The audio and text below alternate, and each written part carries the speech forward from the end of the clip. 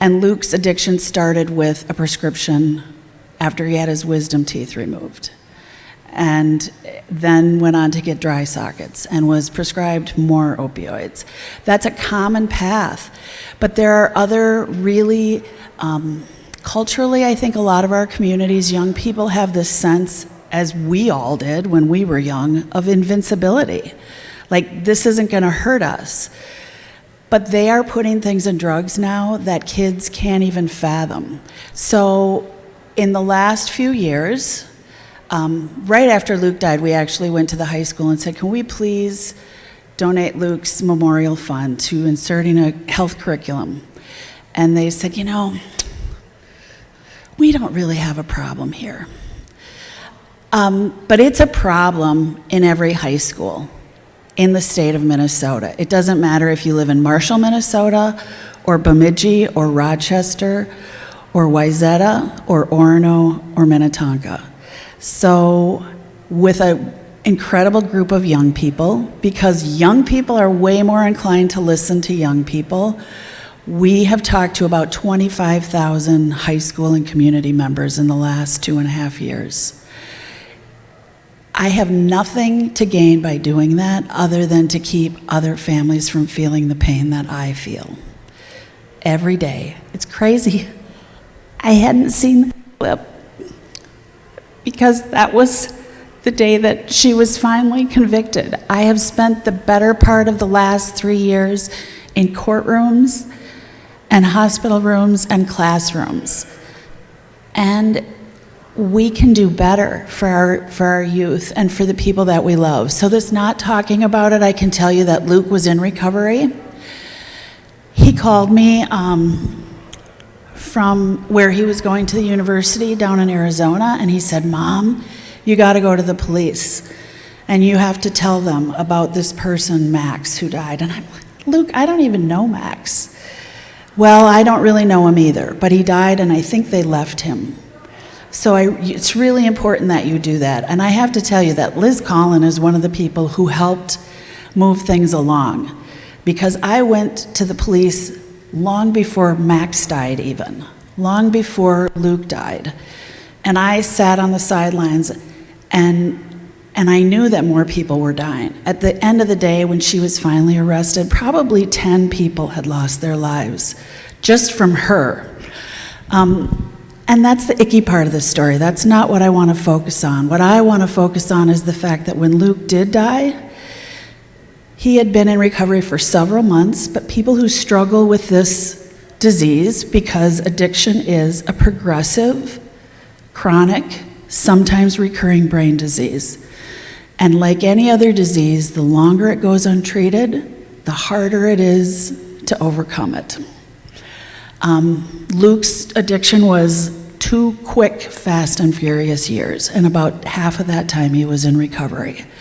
But the relapse rate is almost 95% in early recovery to opioids. So even if all of us struggled with that disease and we all went to treatment and we all did whatever we needed to do, within 30 days of coming out of treatment, all of us would be using drugs again. Pretty much. Maybe 3 of us wouldn't be. So it takes about 2 years for your brain to fully heal from chronic opioid use. And again, in working around the state, I have met in farming communities, elderly people who have had hip surgeries or back surgeries, laborers who have been steel workers or whatever, and they've been injured. And again, you've all probably watched the news. I'm sure you all know that we now know that they're highly addictive and that manufacturers weren't honest with the physicians. And so physicians were freely prescribing opioids, not knowing the risks, very much similar to the tobacco. You know, we all know that tobacco is dangerous. We didn't know 60 years ago how dangerous it was. We now all know how dangerous opioids are. So, and then there's another thing. I mean, there's just this culture of having people take medications. Benzodiazepines, which are anti-anxiety drugs, people who work in this field will say that will be the next thing. That will be the next drug that people will be struggling with. And they can see it coming, but we're really seemingly powerless to stop it. So I just want you all to know what I didn't know. Advocate for yourself. Anytime you or someone you love is prescribed a medication, ask if that medication is absolutely necessary. Are there addictive qualities to it? What are the alternatives to it? Can they use chiropractic medicine or acupuncture? The VA did a study that showed that veterans who used ibuprofen and acetaminophen actually had better results for their pain, for chronic pain, than they did taking opioids. So we just have to kind of switch our thinking a little bit. We also have to take away the shame and judgment that comes with this disease. So I mentioned a few minutes ago that I had spent a lot of time in hospital rooms. About 9 months after Luke died, my husband was diagnosed with stage 4 bladder cancer. And it was a really rough year. In that clip you saw him, his voice was kind of quivery. He had that chemo voice. And we go to Mayo every 3 months, and he gets checked out. And it dawned on me last winter when we were leaving that when the doctor said, you know what, Mr. Ronnie, you're still in remission, everything's good. And we got back in the car, I thought, if they had said, we're really sorry, Dave, your cancer is back, I wouldn't have looked at him and said, how could you do that to me? Don't you love me? How could you let that happen? But that's what I did to Luke when he relapsed. That's often what we do to people who struggle with addiction. What's wrong with you? How could you let this happen? So if we stop judging and we try to love people through this disease the way we would with any other disease, we won't lose as many people. When Luke died, none of his roommates, none of his fraternity brothers, none of the people he worked with, none of his professors knew what he was struggling with. So when he died, it was a shock to so many people. I'm going to let Justin tell some of his story because, again, I have had this enormous privilege of traveling around the state of Minnesota with young people in recovery, and meaning under 25, because kids listen to other kids. They don't always listen to their parents, but if you have children, ask them, leave the door open. If you're ever struggling, God forbid if you're ever struggling, please ask for help. And if and when they do your darndest to tuck in whatever anger you have, because really it's just fear. But often we respond in a way that makes kids less inclined to reach out and ask for help. So here is Justin. Hello. Good morning. I'm Justin, as Colleen said. I can tell you I'm pretty excited to be doing this myself and working with Change the Outcome and getting these opportunities to share my story, because I think it's powerful to, one, give some insight just basically on how I got into addiction in the first place, some of the circumstances that led me there, but also showing that there is hope and possibility to get out. But also, not only that, but bringing down the walls of some of the judgment and shame that comes along with addiction for not only the people that are actively using, but also the families too, because there's a lot of shame that keeps people using for longer periods of times, because they're scared to reach out and ask for help, and they're scared what their friends, families, and peers are going to think about them, but I can tell you I'm only 23 years old. I'm 24 in December, and I've got 5 years off this stuff personally. Thanks. And I'm very grateful for that, because a lot of people have lost their lives to it. I got out of it right before it really spiked and became really deadly. I also have experience at a very young age to kind of help me go along in the future, whereas I know a lot of the warning signs if I'm getting into some risky behavior, that I can kind of catch myself before I delve too deep, I suppose. So for myself personally, I grew up with just a single mom. It was me and my mom. My father had gone to prison when I was at a really young age, kind of the stereotypical story in my position, unfortunately. My mom herself has always dealt with mental illness and drug addiction my whole life, so I witnessed firsthand to that. And there's a lot of kids that are in that scenario where they think it's kind of normal, right? Whereas I thought it was normal that my mom, anytime she was depressed or upset or anxious, she would reach for a bottle, or I wouldn't see her for 36 hours. And, when I was 7, 8 years old, I thought everyone was kind of dealing with that. I didn't know I was the only person. It wasn't until I got of age where I was actually going to friends' houses and hanging out and seeing like, whoa, families sit down and eat dinner together, and there's 2 parents in a household, and the kids don't argue with the parents constantly, and you can actually have coherent conversation. It wasn't until I kind of had that realization that, wow, my life is different than other people. I have it maybe a little bit harder, but I never would allow myself to play that victim role where I didn't want to designate myself as having a harder, more difficult time than anybody else. I think maybe if I had have made that recognition at a young age, I would have been able to ask for help. But being as that my home life was pretty stressful, and I didn't really know any ways to deal with stress or anxiety or do much about it. All I really knew at that age was athletics and sports, and I'd have considered myself a great athlete growing up, and that's all that I had. That it acted as my escape. You guys ever get where you work out and you kind of get that runner's high, and all your stresses kind of fall away for a little bit? That's what I was getting from sports, and I had no idea that's what it was, but I had relief. I was getting relief from some of that stress when I was at my athletics. And again, it was an escape. In high school, I started dabbling in some of the typical drinking and experimenting with weed and partying and some of that stuff, and it seemed pretty normal at the time until I realized I couldn't go a day of high school without smoking some weed with some of my friends, and that seems kind of outrageous, being 15 years old, and I kind of realized if I couldn't stop smoking weed at that time, I was probably going to have a problem in the future growing up. And it's crazy to have that realization, but then keep doing it anyways, and kind of being conscious of the problem that I'm developing for myself.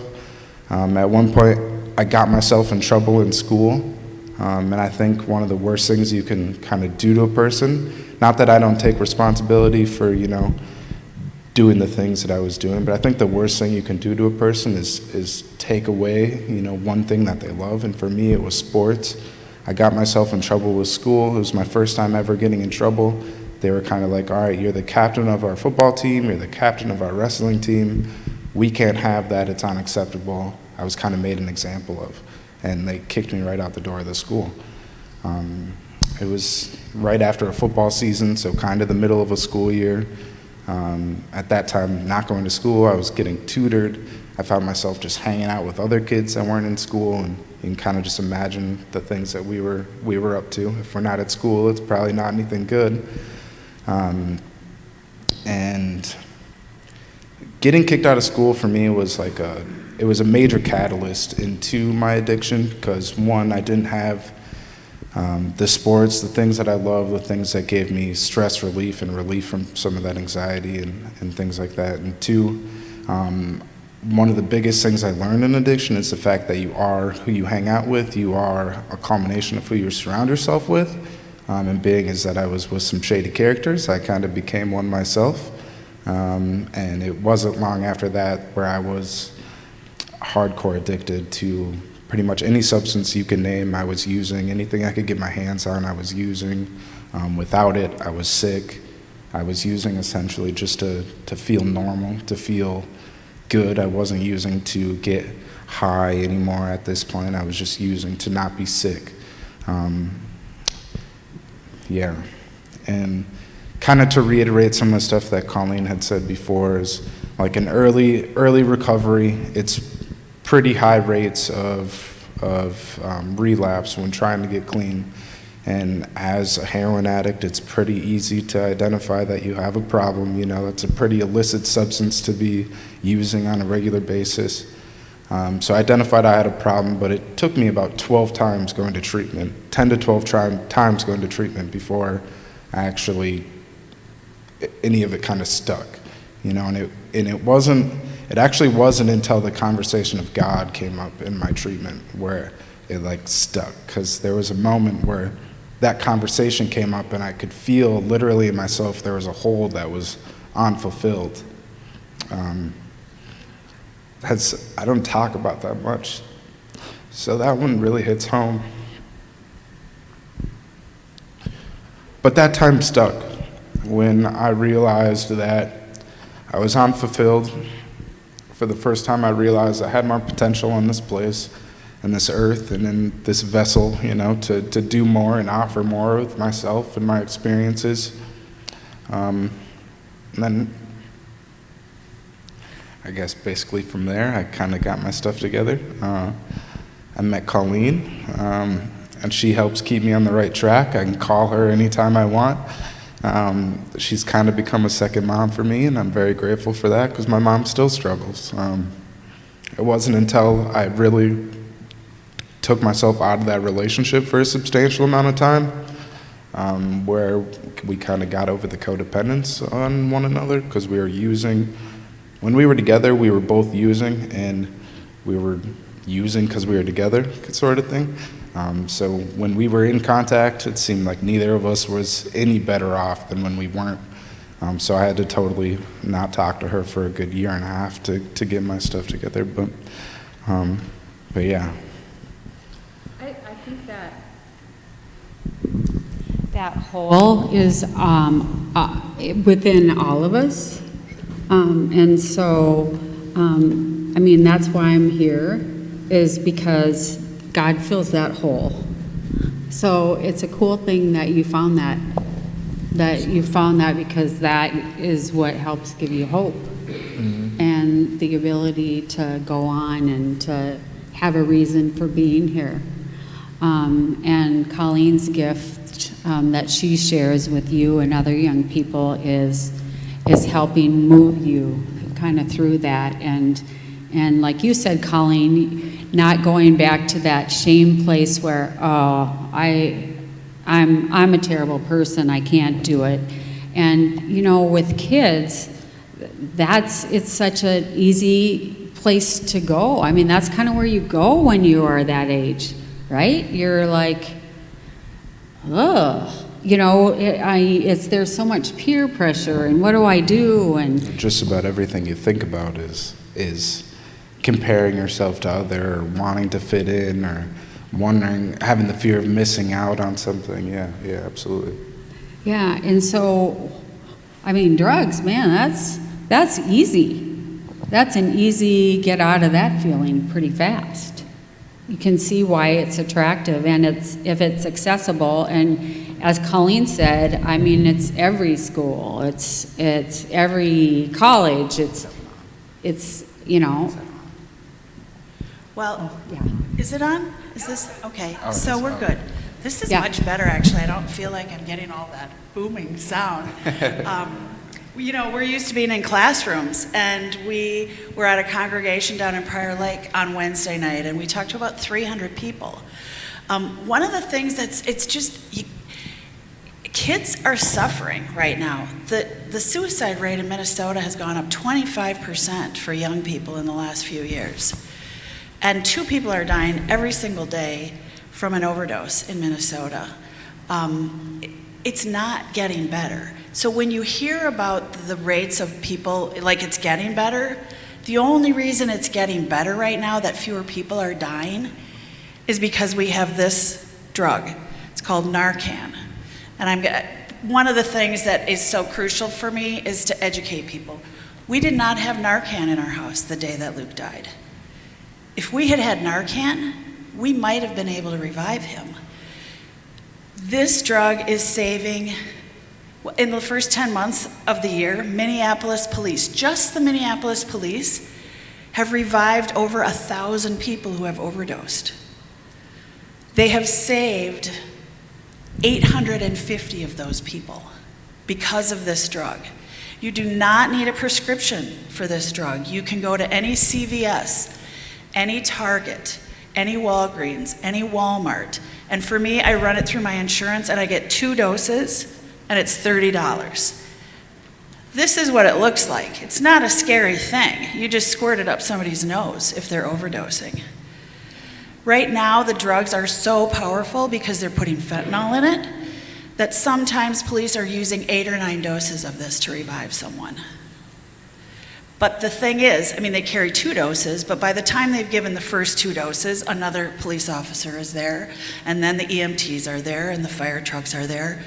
So we're saving people because of this.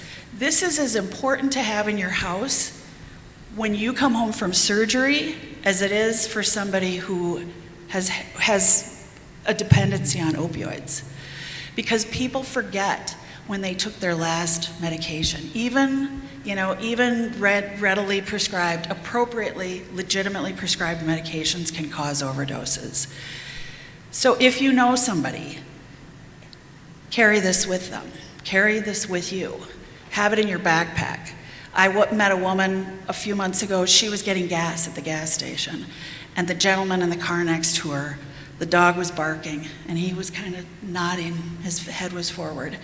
She was able to open his door, saw that he was overdosing. She had this in her purse. She administered it, and he was awake by the time the police arrived. You have 3 to 5 minutes before someone starts developing brain damage when they overdose. So I have some information when you guys leave that says, what are the signs of an overdose?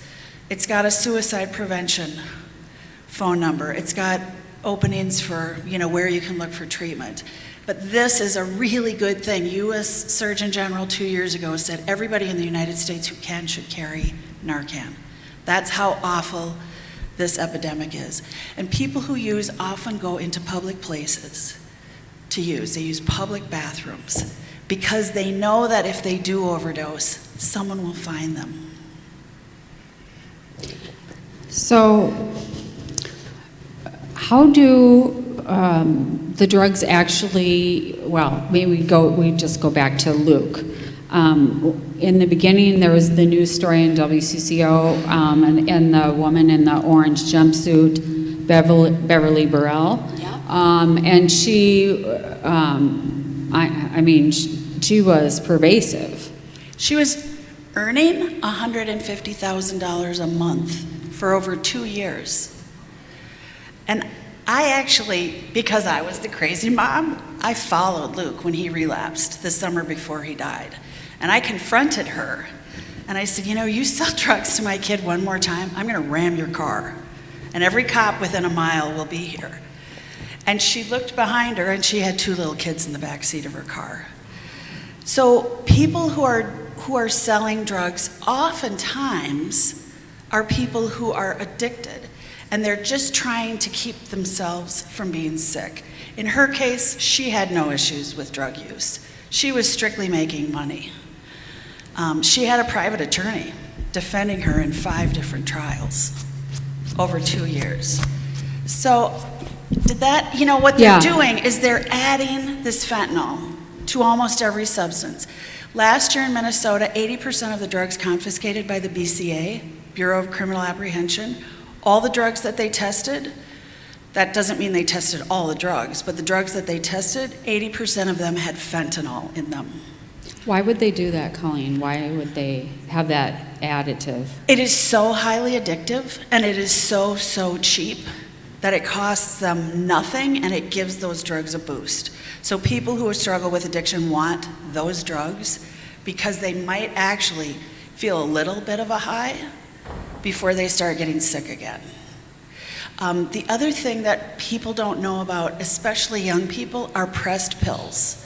And that is a lot of people who sell drugs are getting fentanyl on the internet. They can get a pill press just on the internet. And they can mix up vitamin C or baby formula, just a powdered substance with fentanyl, and they press them into pills. So it looks, if you went onto Pill Finder and you looked at you looked at it and you looked it up and it's the right color, it's the right shape, it's got the right markings. For sure this is a Xanax, or for sure this is an OxyContin. And it's not, it's something that they've made. So that is where also a lot of people are dying. Last weekend in St. Paul, 12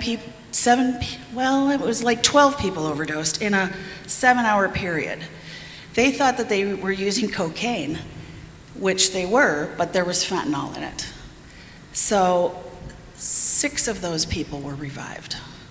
But it's in everything, and it's all about money. Yeah. Questions as we kind of move on here. Justin, thank you so much for your message, and I'm interested. Isn't he awesome? I'm interested to know how you might touch more people. I know of some young kids here at Orono who are using, and I would like them to be able to see you and talk to you and listen to you. Mm-hmm. How do we do that? I think for one major one that we're doing now is just working with Change the Outcome, because we do get into schools, but I think it's from your point of view, talking to the schools and letting them know that as people of the community, that's what you'd like to see in the school, and let them know, refer them to Colleen and Change the Outcome. Colleen does I have all a the footwork. website. You can go to the website and you can fill out a request. You can let your school know about it. We started out in 2 schools, and last year we were in 16 schools, and this year we'll be in about 30 schools. Yeah. So, Justin? Say again.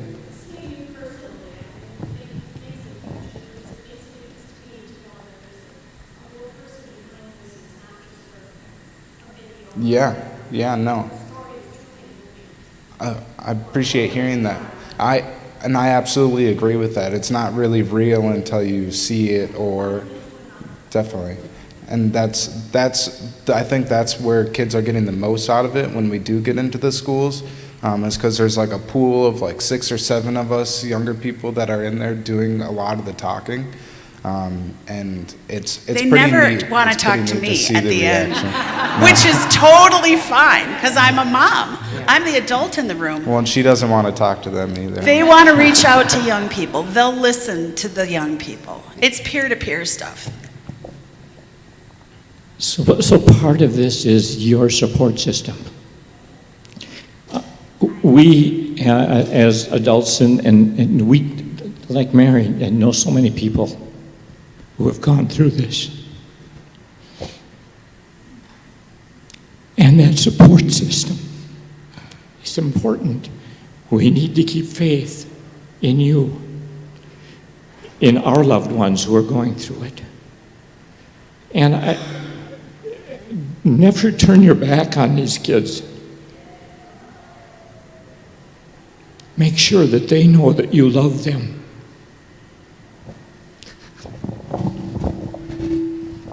I can tell you that while using, hope is hard to find.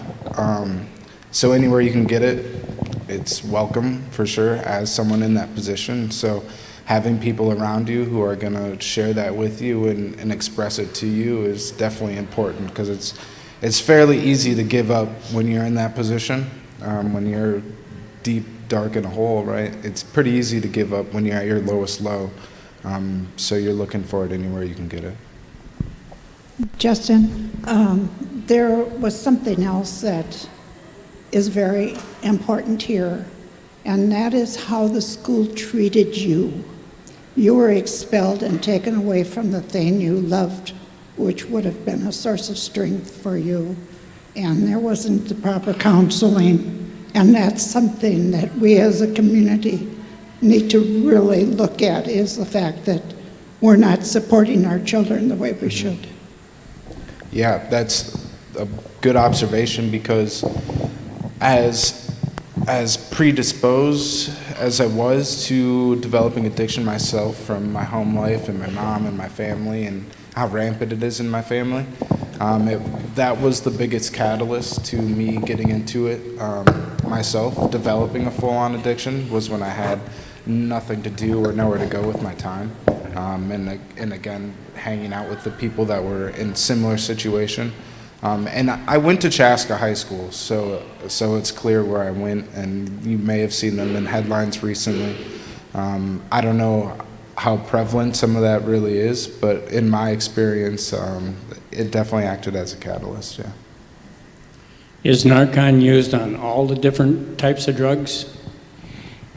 It does not work on anything other than opioids. It does not work on methamphetamine. It does not work on cocaine or alcohol. But right now, so many of the drugs have fentanyl in it that it's working. Even so, if you don't, and you cannot harm somebody by giving them Narcan. I could give it to Justin right now, and it wouldn't harm him in any way, shape, or form. You can't hurt somebody by administering it. One of the other things, and I want to get to one thing. I don't know how much more time we have. Okay, so, and this is really important for me to share in this community because it impacted people in a very close community. Our young people do not know about Steve's Law, which is the Good Samaritan Law. And kids have the belief that if they call 911 and they've been using substances, that they will be arrested. That is not the case.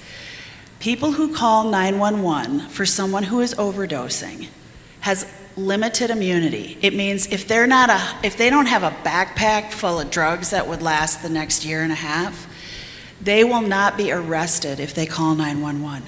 There were 2 young men using with a 3rd young man. These 2 young men were high schoolers. The 3rd young man was a couple years older. He started to overdose. The kids freaked out. They pulled him out of the car. They laid him on his front lawn. And that is where his parents found him the next morning. So, young man lost his life. 2 other young men, high schoolers, were charged with 3rd-degree homicide because they did not render aid to someone. They let him die. We have to make sure our kids know about that law. They have to call 911 because not only will it save someone's life, it will keep them from dealing with this for the whole rest of their life, not just from a guilt perspective, but from a legal perspective.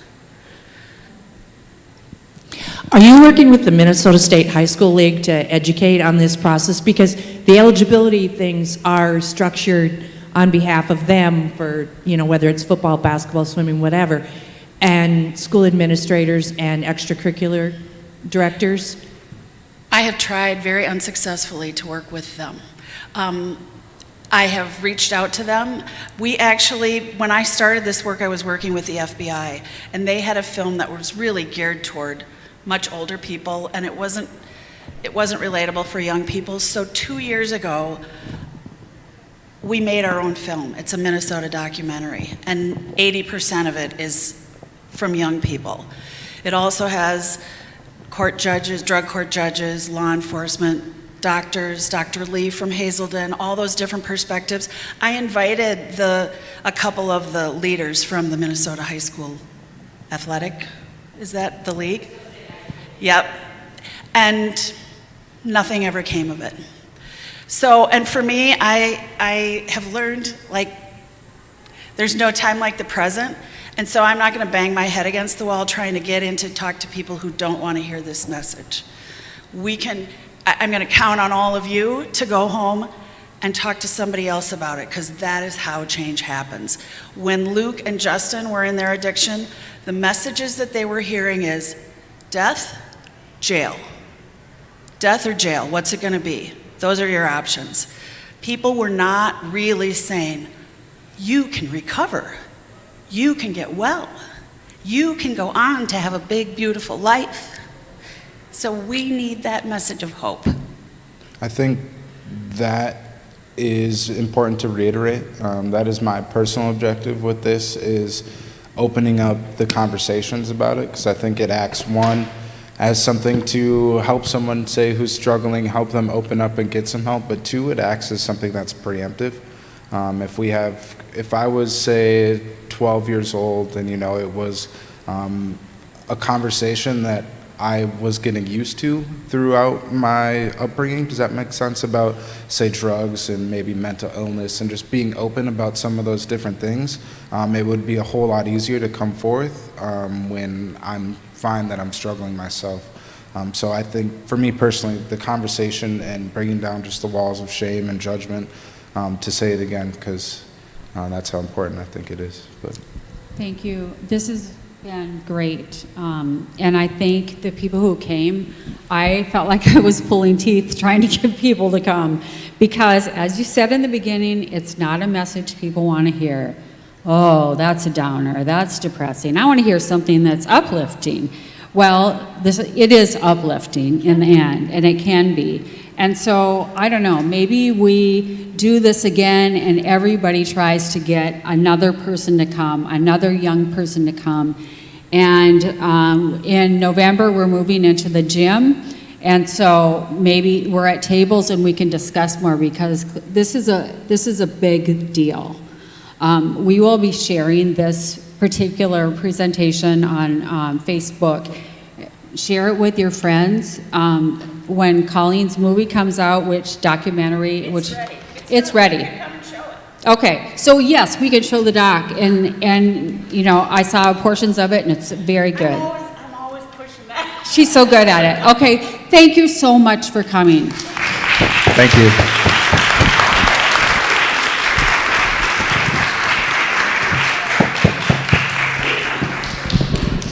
Thank you. Continued success. For sure. I appreciate you. Have fun.